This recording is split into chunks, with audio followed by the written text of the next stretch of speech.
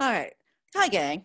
This PowerPoint follows up our discussion in schema theory. So this is our second cognitive theory, dual coding theory, the power of imagery in concrete language.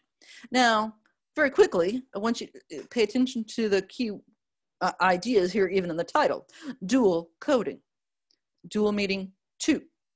Okay, so we're going to talk about this idea of coding, and we're going to talk about it differently, though, than we did in early processing of print, which is decoding. So coding has a particular psychological terminology and definition that is going to be important to this theory. So, this slide helps articulate, kind of get this sense of what dual coding theory gets to. So we have an image of the angry man, we have an image of a surveyor, Elvis. And when I see Elvis, I immediately hear, thank you very much. And don't you dare put my blue suede shoes, don't, but a sick child, a toddler, shoes. The words bring up an image very quickly, very easily, very directly. So at this moment, I want you to think to the yellow dig and the Michelangelo exercises, and which of those two passages made more sense to you. Most of you, based on almost 15 years of teaching, and the research behind it, would say passage number 2. The one where, being hit by a cane and the grumpy and the white old beard is very descriptive. And there's a reason that one sticks on our brain so much better and easier, and we're able to recall the images, even if we haven't ever seen the pictures of Sistine Chapel. Granted, if you have seen images or have been to the Sistine Chapel yourself, all of a sudden now we have background knowledge that is coming into play. But the point with the article, the passage, is that we don't have to be able to understand the passage and to have these powerful images come to mind. So with this, I want you to recall an especially powerful memory. So I'm asking, in this thing, I want to ask you to write, but I don't necessarily, that's not so important. But what I do want you to do is recall that memory in as much detail as you can. And usually, so we have the pensieve, if you're a Harry Potter fan. And what makes this memory so evocative and vivid? Maybe you can smell maybe there's lots you can hear, you can almost feel yourself back at that moment. One such memory for me is when our house burned down 10 days after my 12th birthday. And I can hear my dad yelling for us to get out of the house. I can hear him reaching out and telling Mom not to grab the handle of the garage door because it's hot. I can hear our dog Prince barking. I can feel the cotton on my cotton nightgown, and feel myself shivering in the white station wagon when we were outside watching the flames. I can hear and see the fire trucks. We lived on a dead-end street, so that was a particularly powerful and challenging because they couldn't get up the long driveway. Lots of visual and linguistic and lots of stuff that are intertwined in this memory. And that's what's going to be important in this theory, is how when we use multiple inputs, and we can help students access through multiple access points, that comprehension is going to be improved. So the basis of dual coding theory is this. Coding refers to the way the external world, everything out here, is captured in internal forms. In other words, everything is perceived through our senses. So, eyes, nose, mouth, touch, etc. So, but that's our perception. But our brain then has to make sense of those perceptions that come through the, like the optic nerve, etc., and then create it into internal forms. So it's got to do something with it. It's got to process it some way. And so according to dual coding theory, we have two different coding systems: verbal for language and nonverbal for everything non-language. So this is really important. So we can recognize, like we're looking at the PowerPoint, everything that's language. Our brains are geared for language because that's significant as part of our humanity is communication. All species, not all species, most higher order species can communicate in different ways. So we are geared for communication. And our primary form of communication is linguistic. Not the only one, like art, music, but primarily is through language, and that includes sign. But we are also geared to recognize everything that's not language. So I am sitting in my office and I can see the trees out my window. I can see a fence, and normally I might be able to hear the birds. I might be able to hear it had been raining. I can see the rain still glistening off the trees. All of that, not language. Have no problem processing. So, and the fact that our world is usually a combination thereof. So we can have these two coding systems work together or in isolation. No problem. Now, this image is from the researcher Sadowski and originally Pavio, and it's really more complicated visually than it really should be. Basically, we have our stimuli, that's everything the outside world that comes through our senses, and then our brains from our senses make a sense. Okay, it's either understood as a language, logo, meaning Greek for word, or imagens, meaning that it's some kind of non-language. So that includes auditory, includes tactile, kinesthetic, anything that's not language, but they use the idea of imagens. And then we have these associative structures that connect to all of that. We can make it go back and forth, and then we can respond verbally, or we can have a non-verbal response. Okay, so inputs, outputs can be in verbal, non-verbal. All right. Now, this is the place that gets really fascinating for me and really provocative. So hang on with me. So dual coding theory, again, talks about two processors, right? Okay. So there's verbal and nonverbal.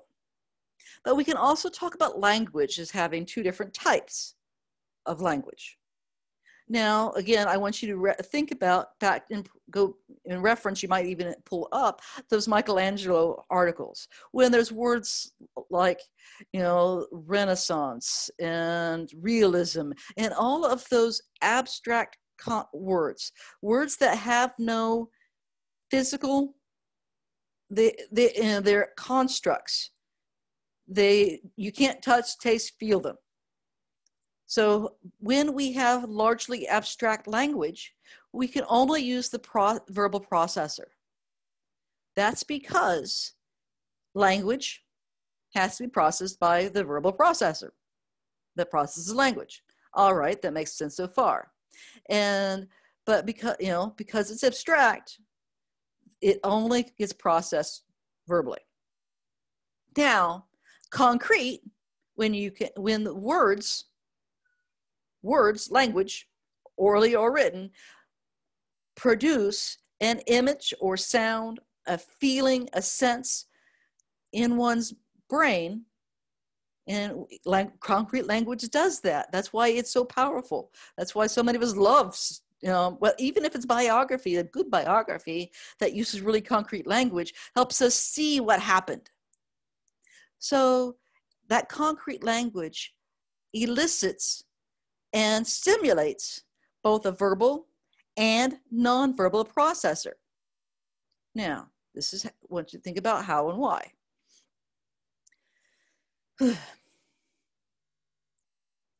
The example I'm going to use is getting a little dated, but it still works pretty well. So I continue to use it until I get a better one. And it's going to sound really silly, but I can't watch CSI. I know CSI has been, I think it's all off the air by now in 2020. But maybe a few of you actually are big horror movie fans. Some of it because there's, to you, may be funny. But for others of you, it may be the fact that adrenaline rush, you're an adrenaline junkie. Some of you may love video games because it creates adrenaline rush. Same thing with roller coasters. So any of those. I want you to think, but particularly related to horror movies most explicitly, and the video games. We know they're not real. But why do we jump when that startle happens? Why does our blood start racing? What's the point of being an adrenaline junkie in the first place through video games and through horror movies? That's because our brains see these images and process them if they were really happening. We have physical, visceral reactions, physiological responses to things that aren't real. And concrete language can do the same thing. Have you ever read Stephen King? Oh my God, I couldn't even get through Hunger Games at first because some of the images were just terrifying to me. And I'm an adult reading a young adult novel, and the mutts that were trapping, oh my God. Ooh. So, because our brains don't recognize that as not real. So we recognize it as language when we're reading. So just trying to see if I had one right off the top of my head nearby for my office. So when we read, we're obviously paying attention to verbal. We've got the language, but the text, that image that creates in one's mind, sometimes you may have an emotional response, that elicits and stimulates the nonverbal processor as well.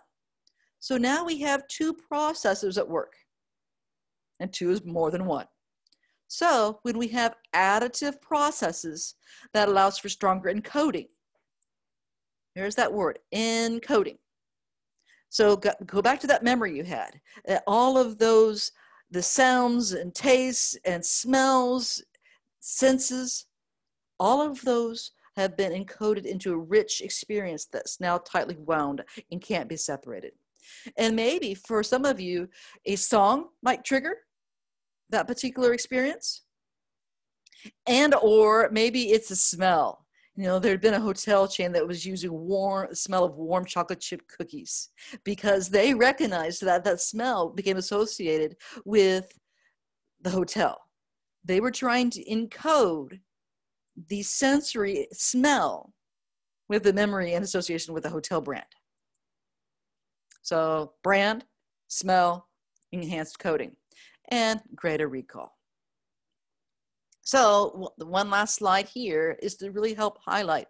And this is really important for many of you, particularly if you've struggled with reading over time, and continues to be why you might have trouble with particular kinds of texts. Because when we deal with abstract language, again, so most of our textbooks, I don't have any of my major textbooks. Most textbooks, it's like particularly science and social studies, have lots of abstract language. So they become compiled. So they have one abstract idea on top of another. So, and the more that happens, the harder it is to read, actually, linguistically. But in addition to that, when we have only abstractions and very limited background to process that with, because if they're only abstract, then we don't have a sense of what it means. Then it can only be processed through the verbal processor. So our brains are having to work extra hard and trying to make sense of it, and our comprehension goes down, our recall goes down. But when we read concrete words, and it doesn't matter whether it's in a news magazine, news article, whether it is in BuzzFeed, whether it's in a sports journal, whether it is in a biography, whether it's in a fictional text, it doesn't matter. those concrete words, you know, if you're a major sports fan, you think about reading a sports article and how those words just, you can see what's happening based on a good writer, what, you know, the representation of what happened. So because you can see what happened, now it's stimulating both the verbal processor, because it's language, and the nonverbal because of the image in one's head. And again, that image that's in one's head is processed as if it had been actually processed and brought in through external stimuli, as external stimuli. And because both processes are activated, our comprehension goes up, our recall goes up. Additive processes, 2, more than 1. So as we look and think about in physical education, you already have so much going for you because you have so much tactile things, which for English learners, specifically it's for ESL language instruction, that's particularly called realia, R-E-A-L-I-A, by the way. But you have balls and cones and these little floppy discs that you throw on the ground and place, you know, and have a name that I've forgotten at the moment. You have nets. You have lots of different things. You might have scooters, etc. So tactile is already a part and parcel of physical education. Movement and kinesthetic, you have that part. But you also have language. But the problem, ladies and gentlemen, is that students are having to diversify their attention. So if you're explaining and modeling something, they're often paying attention to what you're doing, the visual. They're not paying attention to the language. Okay? Or they're listening to you, you know, and then they can't actually figure out what you're doing. That's why, and with so many teachers in our regular school system, they're talking and PowerPoints, and you're expected to take notes at the same time. Your brain is divided. It's trying to listen and write at the same time, and it can't do that, let alone think. So if I'm in this regular classroom, I would always, you know, wait to let people write, and then I would talk, or vice versa, because, you know, we need the language, you have the visual, but there's also the writing, and that's a different component together. So we need to, you know, what can be done is to have verbal cues and visual cues in advance of. Take a second and look over these 3 directions, and then watch me how I'm going to do this. Might be an example in doing a drill that would be a effective combination. You know, it might be 3, 5, your 4 few cueing elements. Pay attention to these few cueing elements that are important for the free throw, for instance. Okay, so you know, you're going to have the knees, you're going to have the hand placement, you have fingers, etc. But if you help them activate their background knowledge first, and then have the visual and the verbal written directions, the cues, and then they see the monitor, you know, the visuals, all of those different. Now you have the prior knowledge of activation, what they know of a free throw. They have the verbal with the, you know, written cues, and they have the visual where you're demonstrating. And now we have so much more where we're able to support learning and comprehension.